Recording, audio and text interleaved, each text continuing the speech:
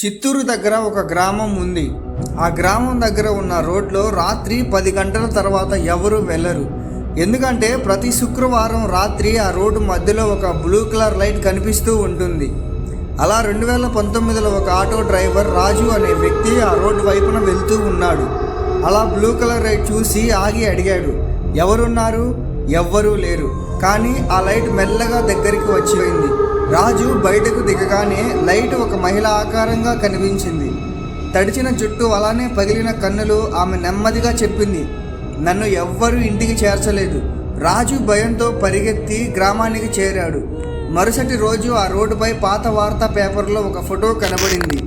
5 సంవత్సరాల క్రితం అక్కడే ఒక యువతి యాక్సిడెంట్కి గురై మరణించింది. ఇప్పటికీ ఆ బ్లూ కలర్ లైట్ ప్రతి శుక్రవారం రాత్రి కనిపిస్తుందని స్థానికులు చెబుతూ ఉంటారు. మీరు ఈ వీడియోని చూసి సబ్స్క్రైబ్ చేయకపోతే కన్ఫర్మ్గా ఆ దయ్యం మీ ఇంటికైతే వచ్చేస్తుంది.